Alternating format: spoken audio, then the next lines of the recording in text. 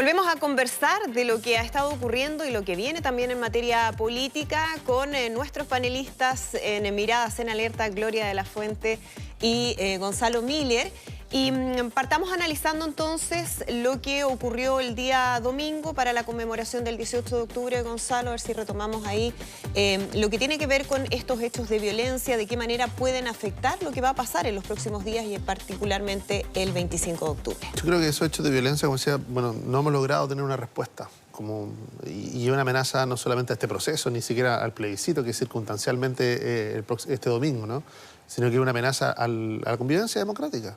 Finalmente, tenemos que asumirla por eso como algo que afecta a todos. Y pareciera siempre que la violencia termina siendo mirada como a quién afecta primero. ¿Quién es la víctima? Para ver si voy a solidarizar más, voy a solidarizar menos, la voy a matizar más o la voy a matizar menos. Yo creo que ya a esta altura debería haber un consenso más amplio. Yo creo que se ha avanzado en eso. Se ha avanzado bastante, pero todavía falta. Ahora, no hay que negarlo, las imágenes que vimos el domingo, y que las pudimos ver por televisión, todo, eran muy fuertes y causaron conmoción. De hecho, se han tomado la agenda. Por algo se tomaron la agenda pública. Han obligado a reaccionar a muchos actores. Yo escuchaba recién a Aldo Muñoz y a otras personas, reconociendo que Aldo Muñoz es alguien que ha condenado la violencia quizás desde el primer minuto. Y hay una izquierda democrática que en eso no se ha equivocado. Pero sí ha habido actores políticos que han matizado y siguen matizando esa misma violencia. De hecho, hay algunos que dicen que sin esa violencia no se producen cambios. ¿Pero quiénes son esos, Gonzalo? Yo creo que ahí hay un sector entre el Partido Comunista y el Frente Amplio, un sector del Frente Amplio, que siguen atrapados en esa lógica de que, de hecho, uno recuerda los homenajes que se le hacía a la primera línea, ¿no es cierto?, en enero, producto de estos mismos sectores. Se los llevaba al Congreso, se les entregaban medallas. Entonces uno dice, bueno, ¿en qué minuto entendemos que esa violencia lo que hace es hacer daño? Hace daño a personas en específico, pero también nos hace daño como sociedad, en términos que se termina imponiendo. Yo no creo que la violencia tenga frutos, no tiene frutos, o sea, ni los cambios que están por venir van a ser producto de esa violencia, van a ser producto de ¿qué? De la voluntad de la mayoría democrática y moderada y pacífica de los chilenos, que van a decidir con un lápiz y un papel este domingo hacia dónde quieren avanzar, pero no empujados ni por una bomba molotov, ni por una piedra, ni por un encapuchado. Pero uno puede, que justamente Gloria, uno puede concluir o puede interpretar que quienes están detrás de esos hechos de violencia representan algunas de las opciones que van a estar en el plebiscito claramente de octubre. Quienes optan por hechos de violencia como los que hemos visto son personas que probablemente no están ni por el apruebo ni por el rechazo, que están en otra lógica, ¿no? Pero yo quisiera volver al tema de la condena del discurso de los hechos de violencia porque me parece importante. Yo creo que la condena es necesaria, es importante, es relevante porque hay que privilegiar siempre los procedimientos democráticos. Eso en la práctica es lo que se ganó con el acuerdo del 15 de noviembre, pero sin perjuicio de eso creo que es súper importante también entender que aquí ha habido cierto discurso del oportunismo también respecto a la situación de la violencia, para ambos lados, digamos, para tratar de decir que esta la gente la aprueba y la gente el rechazo. Yo creo que no obedece a nada de eso, y más bien un déficit que yo creo que es mayor y que tiene que ver con que hay que entender con claridad qué es lo que pasa respecto a esos fenómenos. Y si seguimos la lógica discursiva de quién condena más, quién condena menos, usted no ha condenado suficiente, entonces usted es violentista, y suma y sigue, que es lo que uno ve pobremente, además, en el discurso político, yo creo, en Chile, no logramos llegar con profundidad a las razones por las cuales estas situaciones ocurren. Y yo creo que el deber de la política, al final, es tratar de conducir o buscar mecanismos adecuados, particularmente en el ámbito de políticas públicas, que permitan hacer frente a esto. ¿Qué cosas se pueden hacer? Para ser más concreta. Uno, efectivamente, yo creo que ha habido un déficit en materia de inteligencia para tener claridad de dónde provienen estos grupos. O sea, no tenemos mucha claridad por qué se dice, por ejemplo, que había de los 5 detenidos que hubo respecto a la quema de la iglesia, uno era de la Armada. ¿Qué significa eso? Yo creo que necesita claridad. El propio director del Instituto de Derechos Humanos decía hace un par de días atrás, hay 2.500 querellas presentadas respecto a temas de derechos humanos y apenas 31 tienen algún proceso abierto. O sea, para que estas cosas funcionen, para que entendamos claramente qué es lo que ocurre detrás de la violencia, para que tengamos una respuesta adecuada en materia de política pública, el Estado de Derecho tiene que funcionar, las personas que son detenidas tienen que ser procesadas y condenadas en función del delito que han cometido. Hay que tener claridad respecto a dónde provienen ese tipo de cosas. ¿Son de las barras? ¿Hay gente infiltrada? ¿No hay gente infiltrada? ¿Qué es lo que ocurre para poder tener respuesta adecuada a política pública? Lo demás me parece a ratos que tiene cierto viso de demagogia, que no responde adecuadamente a los temas de política pública que es necesario, en el fondo, tener para afrontar una situación de estas características. Pero por eso, Gloria, yo creo que parte importante de la deuda es que, algo que tú nombraste, que es muy importante, tener una ley de inteligencia. No la tenemos, está paralizada. Está el proyecto ahí. Pero cambiarían las cosas en relación a... Yo creo que hay varias cosas que hacer. El 18 de octubre del año pasado dijimos, no tuvimos una ley de inteligencia que nos ayudara a prever esto. Y resulta que pasó un año y esa ley de inteligencia sigue congelada ahí. Sigue congelada. ¿Por qué? Porque hay sectores de la oposición que no quieren avanzar en esa ley. Gonzalo, entonces, cuando dice que el Estado de Derecho tiene que tener normas para poder defenderse y para poder actuar. Cuando nos damos cuenta, y estamos de acuerdo, de que hay una norma que necesitamos, que no tenemos, uno dice, bueno, ¿por qué no se aprueba? Es que ahí ¿Por qué no se avanza en eso? a eso voy cuando digo, miramos las luces o miramos la cara de la moneda según cuánto nos convenga. Yo estoy de acuerdo con que falta una ley de inteligencia y que efectivamente falta una discusión ahí. Pero también falta una reforma carabinero, también falta que la justicia haga los procedimientos de manera adecuada y probablemente de manera más abreviada para tener claridad respecto a lo que pasa con las distintas situaciones que se han denunciado. Falta mayor claridad del mundo político en general para hacerse cargo de cuáles son las razones por las cuales, y yo creo que a esto le falta probablemente más discusión sociológica que discusión analítica per se, digamos.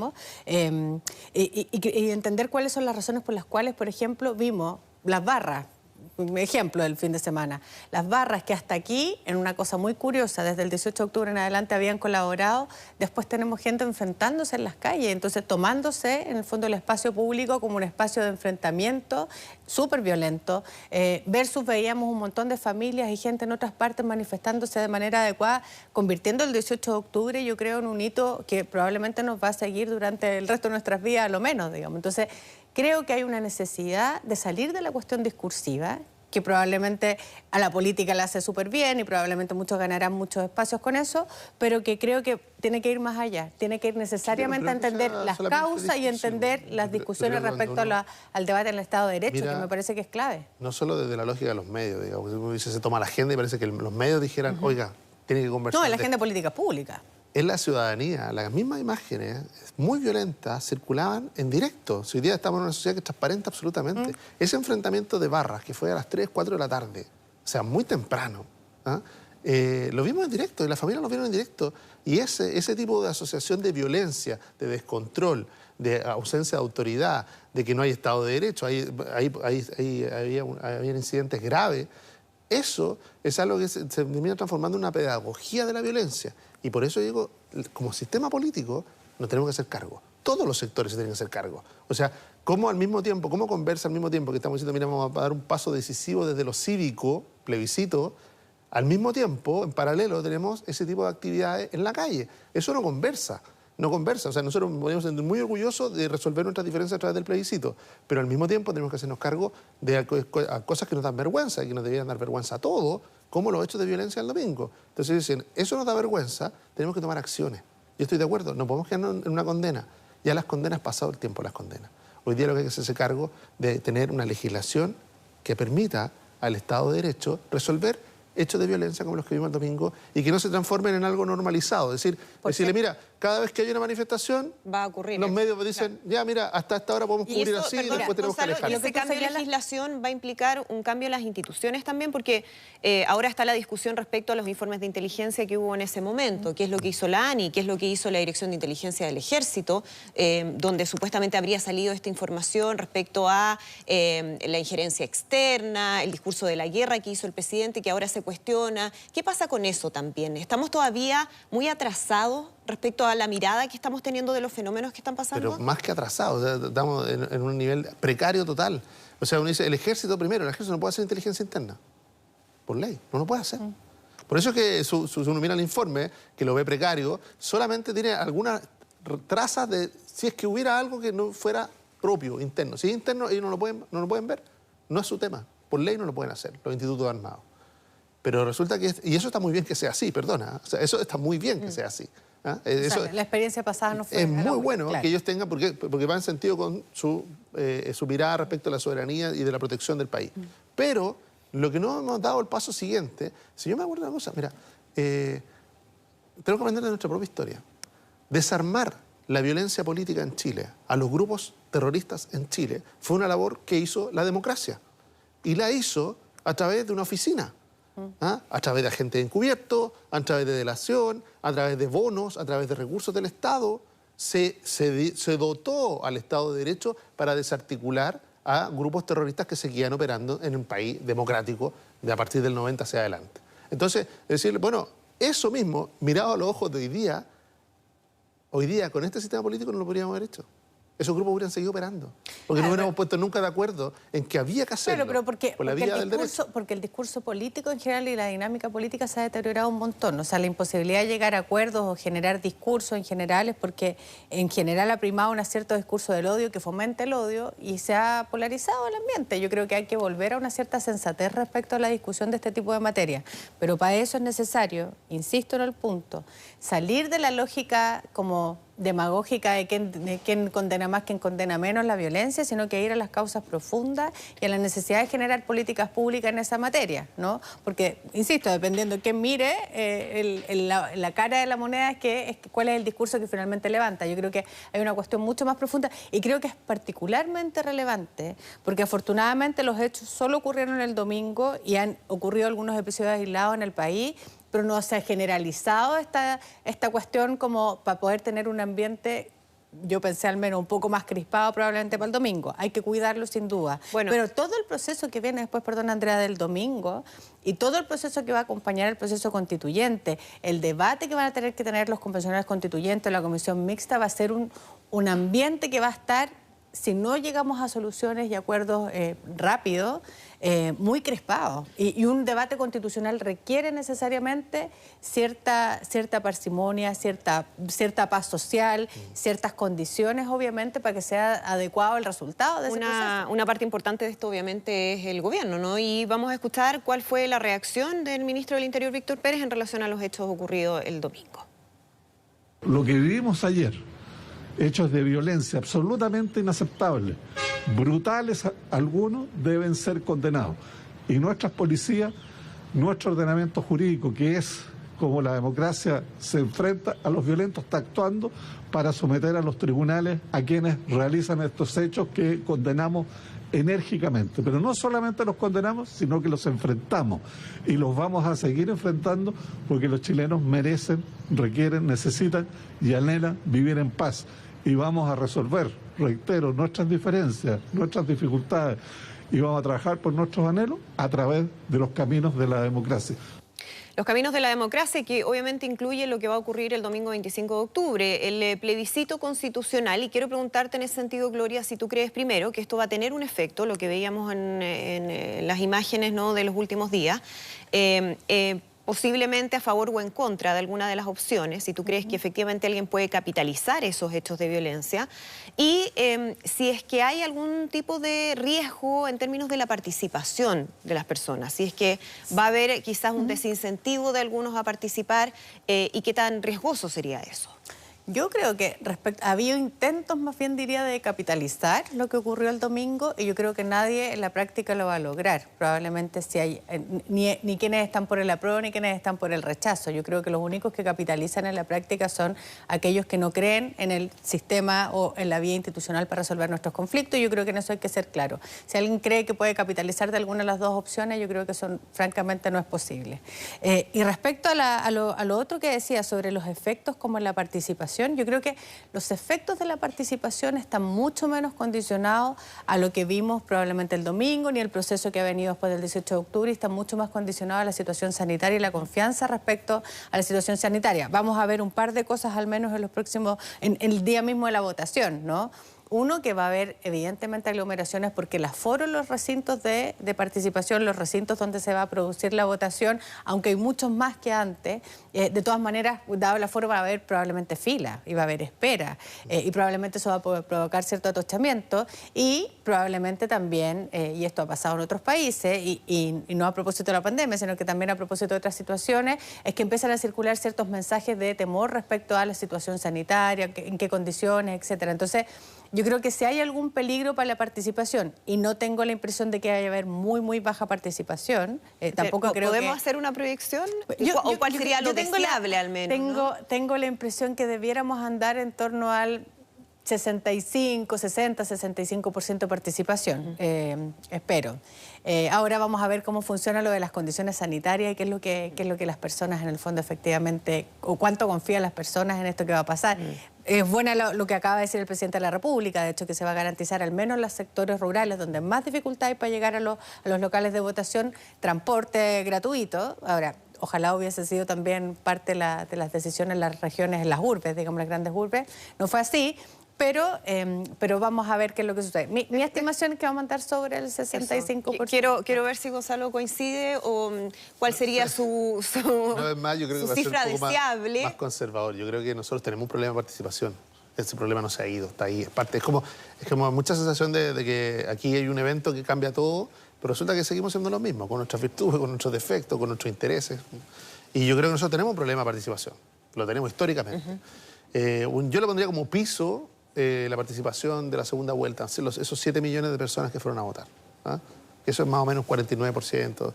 De ahí para arriba es una muy buena participación, eso es lo que habría que decir. De ahí para abajo, ¿qué pasa? De ahí para abajo entramos en la lógica, uno diría, bueno, se empieza a parecer más a cualquier elección, en realidad no es un evento tan de magnitud histórica, pasa a ser en términos del interés por lo menos de la participación, y el piso, diría yo, está en las elecciones municipales, que son las que menos convocantes, sobre todo en el 2016 terminó votando, me parece, 34%.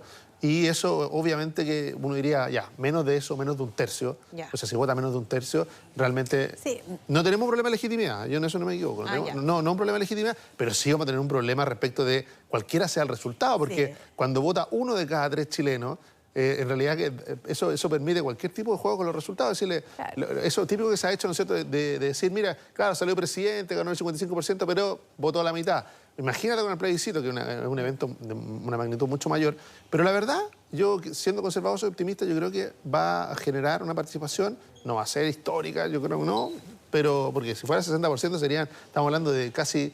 Estamos hablando de 2 o 3 millones de a los personas, 2000 o más atrás. 2 o 3 millones de personas que van a votar por primera vez y no habían votado nunca. Vamos a ver qué ocurre el día domingo. Vamos a estar obviamente con transmisión especial a través de todas las plataformas de Mega Noticias. Quiero llevarlos a otro tema porque me parece que es importante cuando hemos visto que se ha desatado la carrera presidencial. Ya hemos hablado en varias oportunidades respecto a lo que está ocurriendo al interior del oficialismo, pero esta semana teníamos otra noticia, que es lo que pasa con el exministro de varias carteras, ¿no? Francisco Vidal, más conocido como ministro vocero, quien dice, sí, me decido, voy a competir con Heraldo Muñoz, Gloria de la Fuente. Pampo, además. Claro que sí. Compañero, Mira, yo me alegro, a ver, ¿por qué no me alegro? Porque en el fondo yo creo que el foco, particularmente para la oposición, que en esto tiene una oportunidad respecto al proceso constituyente, que era una aspiración que estaba en la agenda de la oposición hace mucho rato, me alegro que en el fondo haya posibilidad de que exista debate, pero no me alegro que se produzca esto antes de, o el anuncio al menos del lanzamiento de candidatura, antes de la discusión sobre la prueba, pero yo creo que todo el foco debiera estar concentrado, y varios lo han dicho por lo demás en estas horas, ¿no? Entiendo que esto se produce porque entiendo que el presidente del PPD hace el anuncio que el martes o miércoles de la próxima semana iba a lanzar su candidatura. Cuando uno hace eso en la práctica, está motivando a los otros a que también se adelanten. No me parece tan buena noticia que esto ocurra ahora, pero sí me parece una muy buena noticia que se empiecen a abrir las alternativas. Lo que hace Francisco Vidal ayer es finalmente decir, estoy disponible, pero llamo a Ricardo Lagos Weber, a Felipe Arboe y a las cartas potenciales presidenciales que hay en el PPD que también se pongan a la discusión. ¿Qué es lo que uno esperaría? Que a partir de resuelto el plebiscito, resuelta esa discusión, todo se oriente al debate concreto respecto a qué es lo que se espera para la recomposición de una centroizquierda que yo creo que le hace falta a Chile, que requiere resignificarse claramente y que requiere además poner todo su esfuerzo en que el proceso constituyente salga de manera adecuada, lo que implica convencionales constituyentes, lo que implica enfrentar los distintos desafíos electorales, pero sobre todo contarle al país cuál es el proyecto que tiene hacia el futuro. Vamos a escuchar lo que dijo el propio Francisco Vidal para que sigamos comentando. Cuando tú estás mal, ¿qué haces tú? ¿Te quedas en la casa? ¿O dice, yo me pongo a disposición de la gente que si me elige, quiero construir una alternativa de centro-izquierda, donde se agrupen socialistas, socialdemócratas, demócratas cristianos, liberales y progresistas. ¿Y qué mejor que esto lo dije a la gente? Cada chileno y chilena, en los octavos de final, en los cuartos de final, en la semifinal y en la final.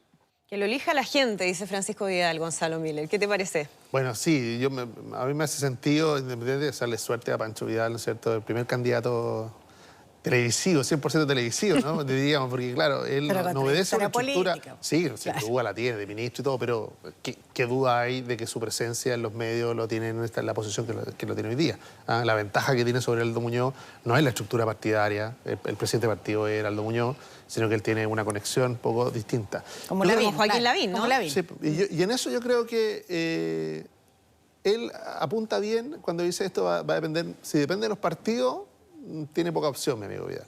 Si esto depende más de la gente, yo creo que sí tiene opción. Y en términos de los tiempos, yo creo que él fue valiente en tomar su decisión ahora, antes. Primero porque asume algo de contexto, que lo del plebiscito tampoco es algo que vaya a congelar el resto de los procesos que están en curso. Resulta que en un año normal, como en un año normal, lo que diríamos es de que hasta noviembre es el plazo para que aquel que quiera ser candidato levante al menos la mano. ¿Por qué? Porque en las mediciones de diciembre, muchos de los que levanten la mano se van a ir para la casa y solo van a quedar un grupo menor. ¿Ah? Y eso enfocado hacia las primarias que tienen que competir en junio, idealmente, ¿no es cierto? Si es que se eligen en primaria todos los candidatos. Pero yo creo que él marca un ritmo, asume el riesgo de eso, lo hace, porque tiene que primero consolidarse en el propio PPD, después dar un paso hacia adelante, y también porque no nos olvidemos de algo. Daniel Jadwe ha terminado consolidándose con mucha fuerza en la izquierda. Y por lo tanto el espacio que va quedando, de hecho lo dice el propio Pancho Vidal, dice, es la centroizquierda. ¿Ah? Él también está matizando su discurso hacia ese lugar, entendiendo que es ese el nicho político que no tiene liderazgo, no tiene candidatura y que por lo tanto él espera representar. Pero si se demorara un poco más, yo creo que lo de Daniel Jadwe como candidato presidencial de ese mundo es un poco inevitable. Y es en rigor el nicho político que yo creo que está bien vacío en términos de discusión y que yo creo que él puede ocupar bien y que en el fondo otros candidatos de ese espacio pueden ocupar bien, que esta manía de discusión que tuvimos un par de semanas atrás sobre la socialdemocracia, ¿no? Claro. Si la mirada sobre la socialdemocracia es la que está huérfana de candidatos.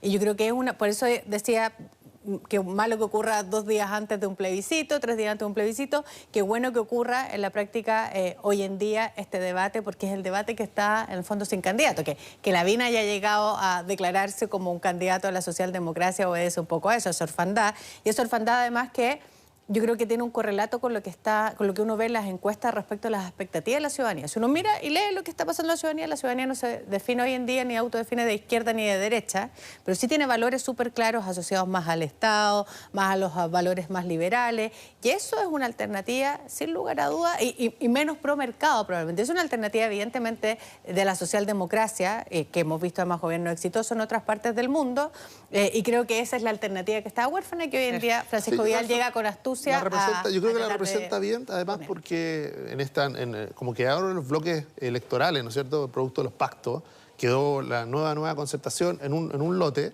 y él tiene una trayectoria ahí indudable, pues fue ministro del Interior, vocero, ¿no es cierto? Él hizo su carrera política ahí y es un muy buen representante de esa historia. Gonzalo Miller, Gloria de la Fuente, muchísimas gracias una vez más por esta conversación. Vamos a ver qué pasa el domingo, a ver quién se acerca más a estos niveles de participación que comentábamos. Bueno, y vamos a estar con todo el análisis durante esa jornada también. Muchas gracias, como siempre, por acompañarnos. Nos reencontramos la próxima semana. Debe pedirle perdón